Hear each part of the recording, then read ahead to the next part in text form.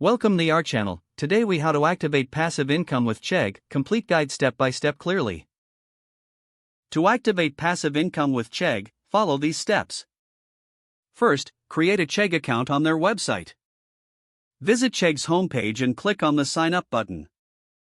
Fill in the required personal information and verify your email address. Once your account is created, explore the various services Chegg offers, such as study help, textbook rentals, and tutoring. Choose the area that aligns with your skills or knowledge, such as tutoring or providing study materials. If you opt for tutoring, navigate to the tutoring section on the site. Complete your tutor profile by detailing your expertise and availability.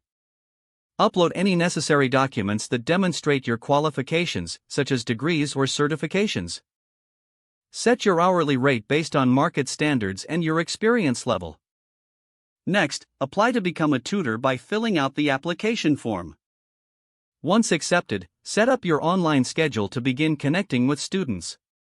Promote your tutoring services through social media or personal networks. If you have notes, study guides, or textbooks you no longer need, consider selling them on Chegg's study platform.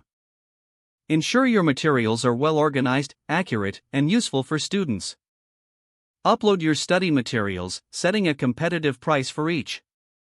Boost visibility by keeping your listings updated and responding promptly to any inquiries.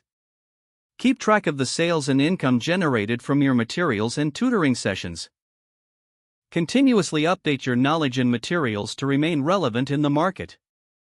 Reinvest some of your earnings into resources that can enhance your tutoring services.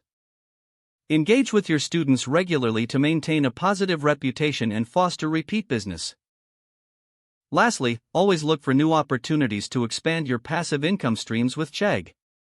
If the page does not load, refresh the browser or try again in a private or incognito window.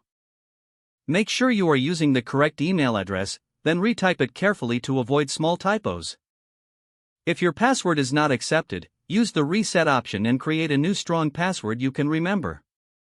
Check your spam folder for verification or security emails, then complete any requested confirmation steps. Enable two-factor authentication if available to improve account security and reduce unauthorized access risk.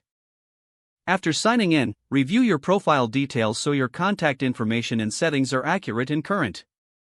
Don't forget to like this video and subscribe to our channel for more step-by-step tech guides.